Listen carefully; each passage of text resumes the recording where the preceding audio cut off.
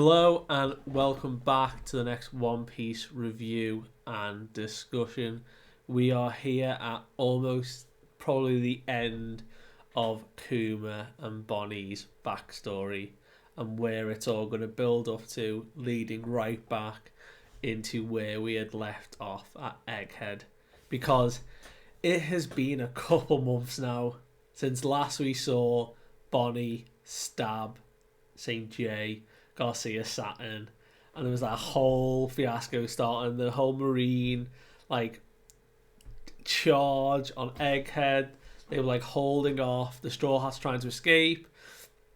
That was it felt so long ago that who knows what's going to happen when we go back to Egghead. But I think all this backstory stuff we're seeing just to get more character of Kuma and Bonney obviously being so present and so fundamental to Egghead could almost be the memories that Bonney has experienced in Kuma's like thought bubble that she put herself through during the raid or the holdout that they've done, that whole 24-hour skip we did with the Straw Hats. One again, York was tied up and they knew the Marines had like come with this plan. We just see that Bonney has like, she was crying apparently, and then now she's fine and she's raring to go. But who knows where we're going to go from here. But anyway, without further ado, chapter 1101. Dear Bonney.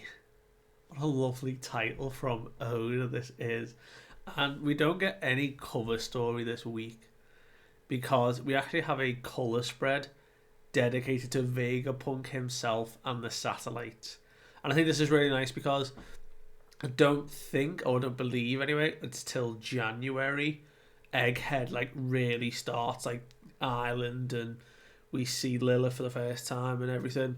But we're getting the coloured versions of all our characters here, so this is how they're going to appear in the anime. We've seen in the trailer, and just like here, Lilith is in a pink and like purple jumpsuit and like got her like orangey auburn hair, looks pretty cool. Shaka has that really cool helmet with the number 1 in yellow and like a greeny like navy jumpsuit with a yellow line through it. Edison, just a little green dude, little green robot. I like his little aesthetic. And Pythagoras also, a little bit of a larger one, but has a red colour scheme. Atlas wasn't expecting the hair to be both white and pink, but again, herself is in a pink jumpsuit. And we have good old York in with blonde hair and a orange jacket to her purple jumpsuit, just licking her lips there menacingly in the background, because who knows what's happening with York at the minute and what she's going to try and pull. But then we also see the Vega Force One, this massive blue robot in the background to support them all. So quite nice from Oda to give a nice little colour spread to lead into the Egghead arc that is about to happen in the anime, because I believe we are 3 episodes off it really like starting. I know there's going to be a break around Christmas time, so who knows. But anyway, last we had left off, we had Bartholomew Kuma arriving at this random location in the East Blue for some unbeknownst reason.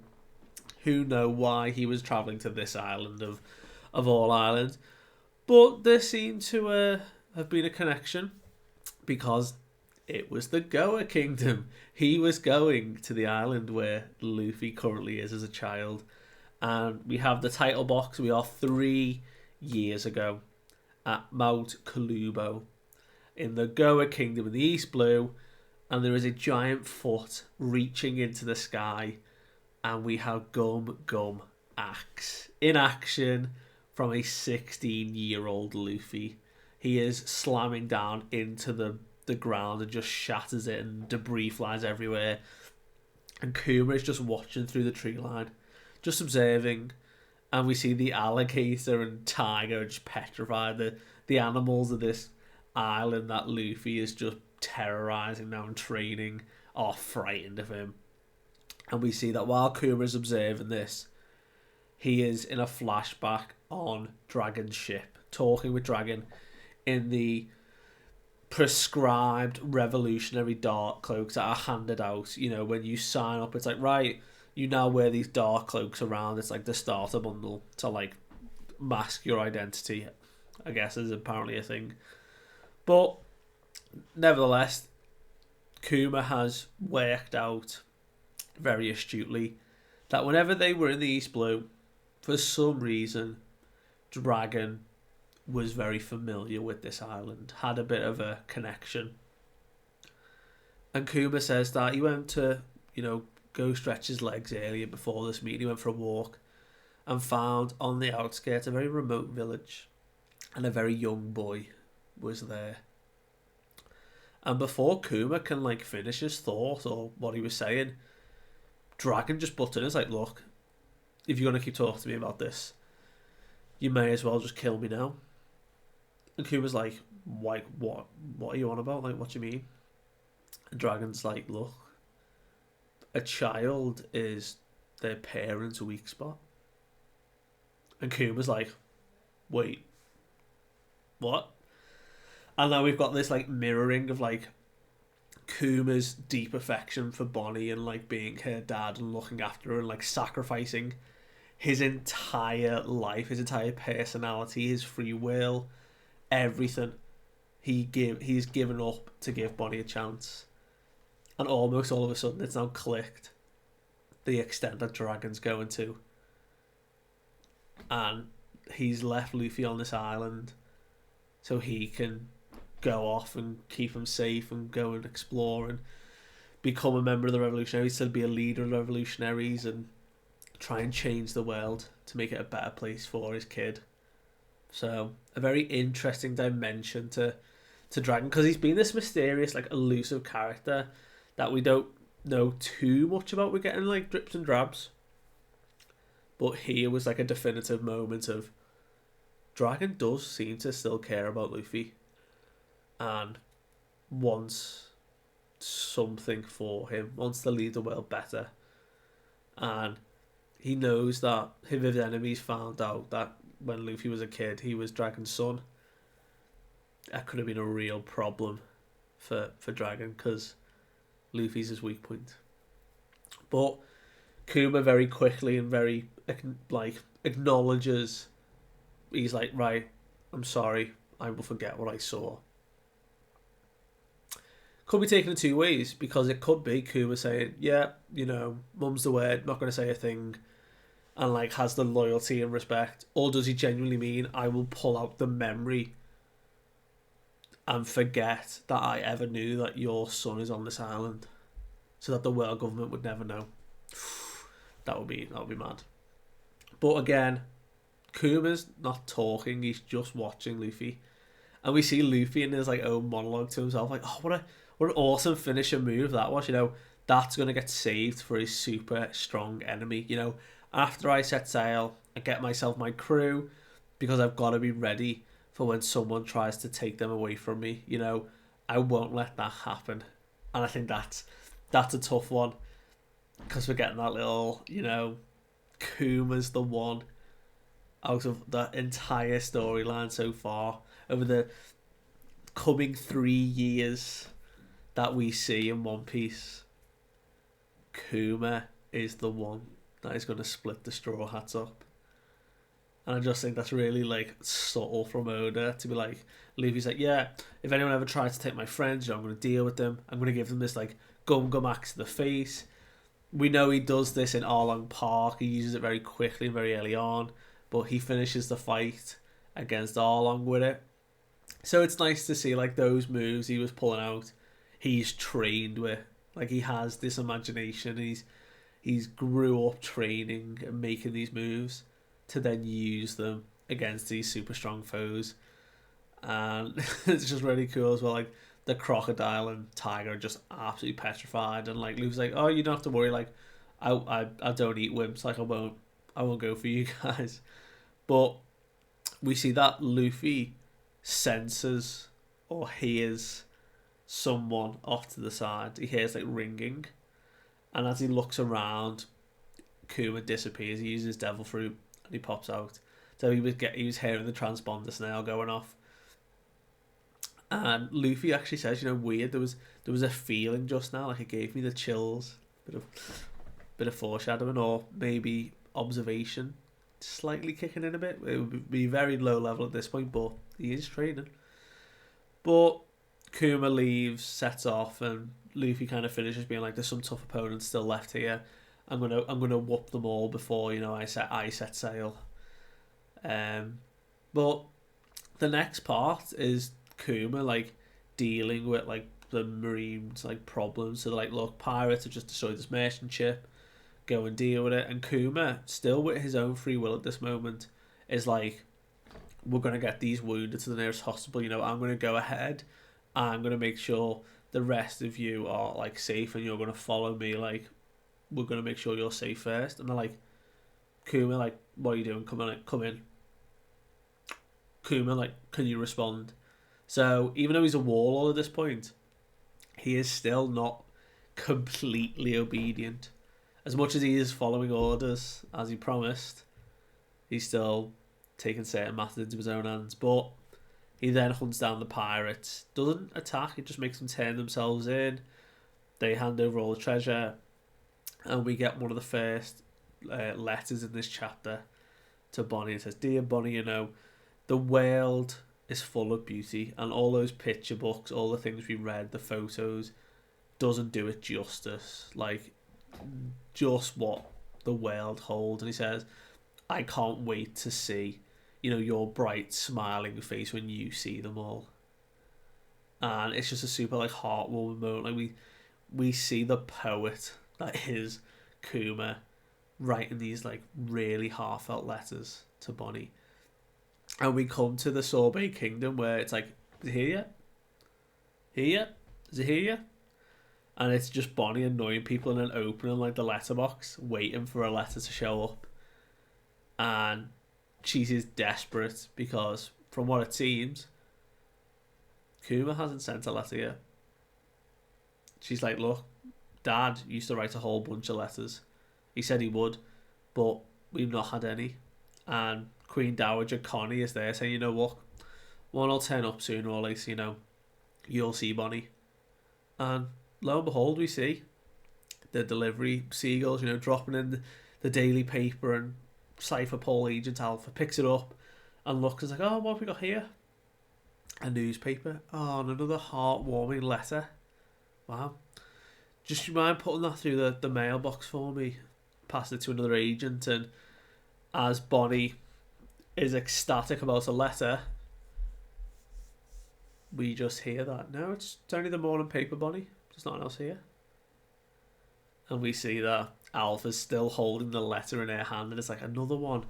It's like the 10th one this month. Like, when's this man gonna like have a break? Like, where does he find the time to Bonney? Oh, all this mushy stuff.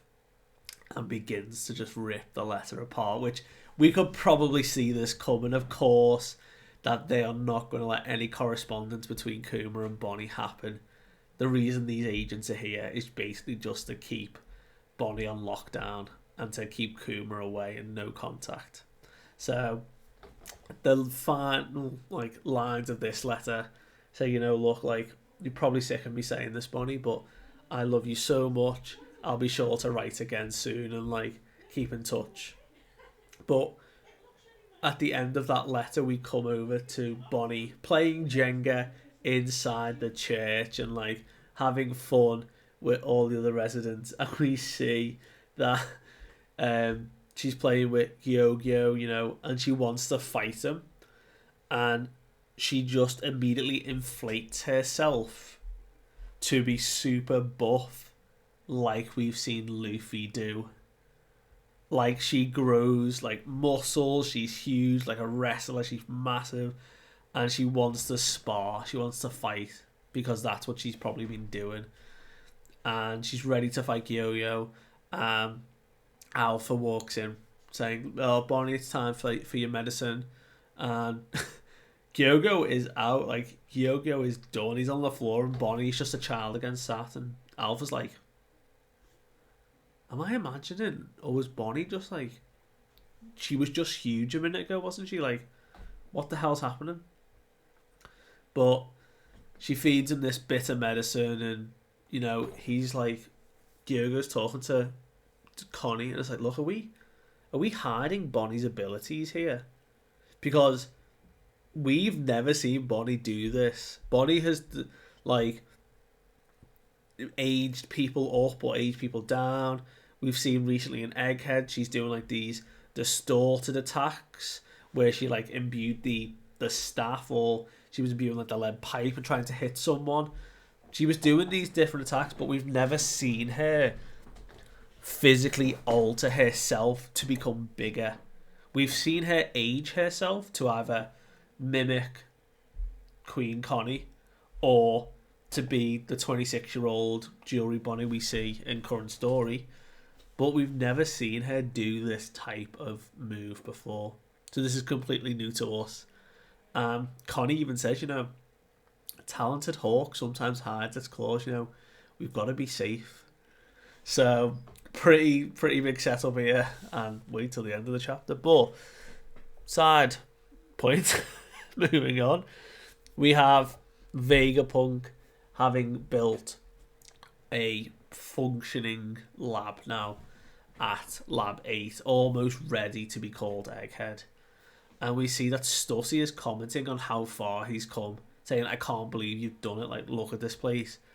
And not just that, but comment on the fact that Vegapunk has successfully cut off his head and attached his apple antenna.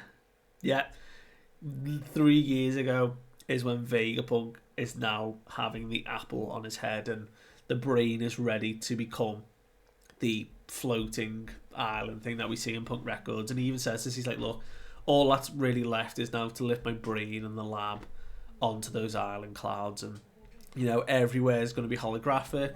This was his plan for Punk Hazard, he says, but, you know, he couldn't do it then because of all the accidents, so he came and has done it here. And Stussy is like, you know, you're doing pretty well, this is pretty good. We can see that inside the lab, it is not just them two. Kuma is also attached up with wires and is there too. And there is this interesting little conversation now between Stussy and Kuma, and Stussy's like, oh, Kuma, I heard you're going to lose your sense of individuality, you know. I wonder which of us has it the more checkered fate, you know, the human that lacks free will or the clone that doesn't. And it's like, oh, like, Kuma was human but is becoming a robot, but Stussy is the first clone of someone but, like, can operate herself. And, like, even Vegapunk comments, like, look, you're just as human as, like, the rest of us, Stussy. Like, don't think of yourself as, like, just a robot, like some clone. But Kuma doesn't really make any motion to it and jumps straight into asking Vegapunk, like, look, what am I going to expect when my personality's erased? And Vegapunk says, look, I'll put it plainly, you know, you already have a good reputation for being obedient, but would you go through it like killing a child, for example? And he says, look, not only are you going to lose all your memories, but all of your empathy, all, like, the humanity in you that holds you back from such commands will be gone. And he says, look, right now you've got time, because at the end of the 2 years, which at this point he says you've got roughly 1 year left, at the end of that, the process will be fully complete and your free will be gone.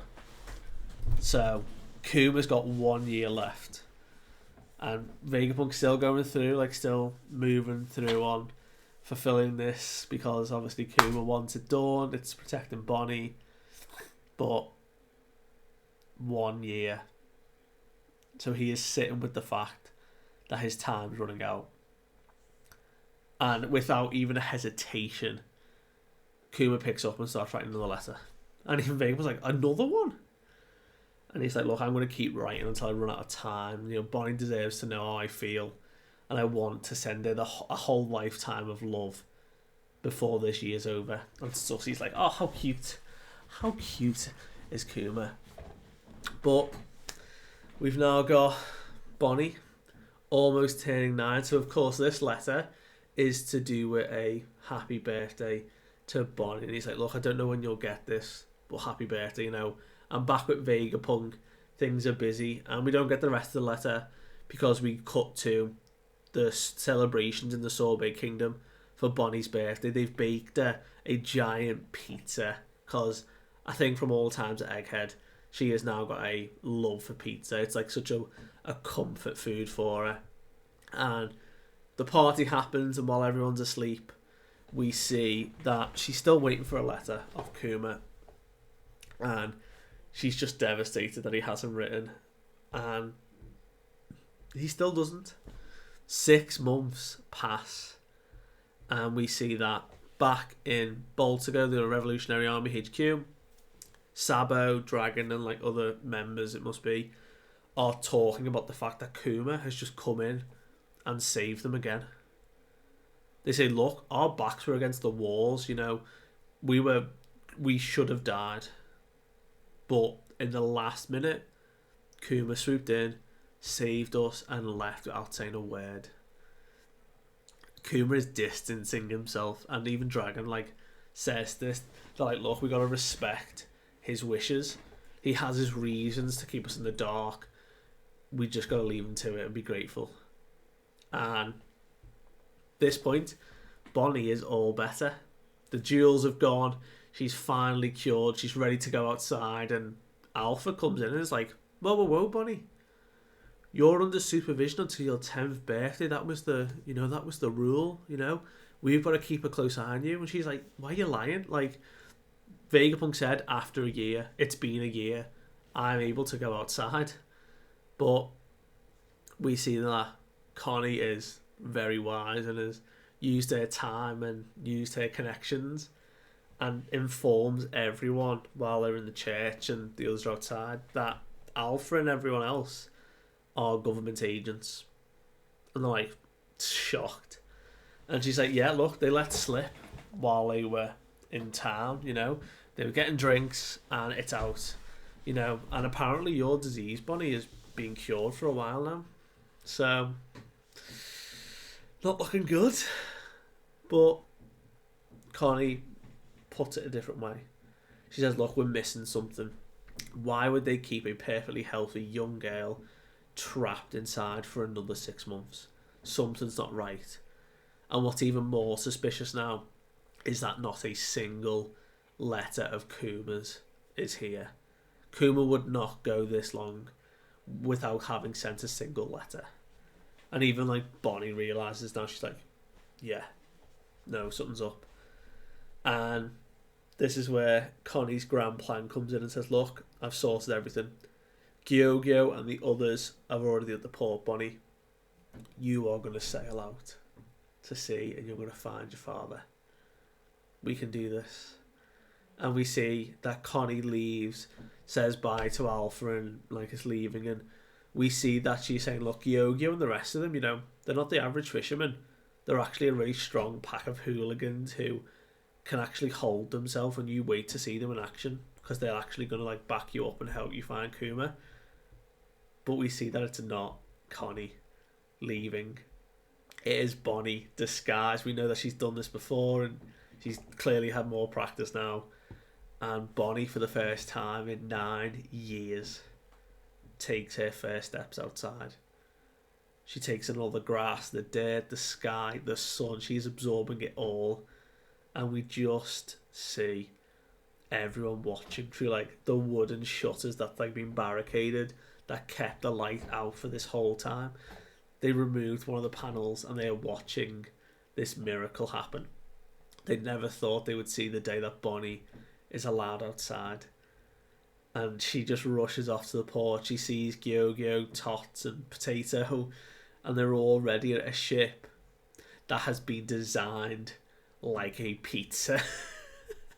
And she's celebrating the fact that she's outside. And it's a bit late because Alpha has caught on that Connie's actually still inside. She was coming to check on Bonney, and she's like, "Wait, where is Bonney? You just why is all something's wrong?" And as they're setting sail, Alpha charges down and uses Geppo, one of the six powers. She starts skywalking straight towards the ship, and we can see she's like, "Look, you're not going to get away with this. You are going to come back, and even if I have to chain you down day and night, we are going to make things much harder now." And we can see that Kyogo is in a panic. He's like, "Wait, she's using one of the six powers. Like, I'm really concerned about what we're going to do here." And Bonney takes a moment and thinks back to Kuma, and they're dancing the Nika dance, and she says, "Look, like, what does Nika look like?" And she jumps up into the sky to meet Alpha mid-air. This child leaps, and we see that everyone is like, "Wait, what?" And we see the conversation, and Kuma says, "No one knows much about Nika other than his body is made of rubber, and there was no limit to what he could do in a fight." And we see Bonney enlarges herself again to the size we saw prior in the chapter, maybe even a bit bigger. She swells up, her fist grows massive, and she uses distorted future and is praying and saying to give me a Nika-ish future. And she punches the hell out of Alpha, like one shots her, like pushes her down into the water, and the narrator comes on to say this is the point where the government would soon recognise that their hostage Bonney has escaped to find her father, and that soon, like Luffy and the others, her vessel would gain fame and would go on to be not just a humble fishing boat, but an infamous pirate ship in the new era. And that's where the chapter ends, with this craziness, because we need to dig into this. Bonney hasn't just aged herself now. Whatever her fruit is, if it still is the age fruit, which I understand Oda came out and said it was the age fruit, okay, there's got to be some other stipulations to this devil fruit, because she's not just aging herself now. She is pulling powers from another possible future. So it doesn't just age like in a two-dimensional line anymore. There are multiple branching futures that Bonney can tap into. One future being where she could be like Nika, and she summoned like a fist the size of like Gear 3. We've seen Luffy with these punches. A massive fist, and just takes Alpha down.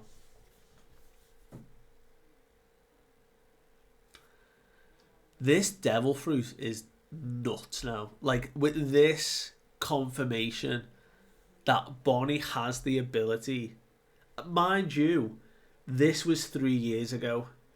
We've yet to see Bonney use it in current timeline, and I can't wait to see where she's at with it now. But if this is just her fruit at the minute, 3 years ago, when like she's grown up with it, she can basically imbue her body. She distorts her future to become a Nika future, where she has the power of Nika, the sun god, and is a massive, giant, elastic fist made of rubber. This is crazy. So, and I'm gonna be honest, if she's got an awakening, can she distort others' futures? I mean, she only uses one punch here, but maybe she's trained an awful lot now, and maybe can stay in a form longer. We know she walks around a lot as the Bonney as like 26-year-old or something. What if she could contain a form like this Nika form for a little bit longer and fight in that form? Are we going to see two sun gods on the battlefield at Egghead? Both Bonney and Luffy? Because I'm trying to think, we've not had confirmation yet. But I think the first time Luffy used Gear 5th, Bonney was unconscious or something happened. So she didn't see Luffy transform. She didn't see him as Nika. Maybe during that lock-in in the night, she might have seen it. But she certainly is looking for Nika. And I think when she sees it in Luffy, that's going to be a very strong alliance. And we've got Kuma on the way. There's so much happening. My goodness. Unfortunately, there's a break next week. But let me know what you think about this addition to Bonney's Devil Fruit and what it could actually mean. Thank you for staying with me this far. I will see you next time.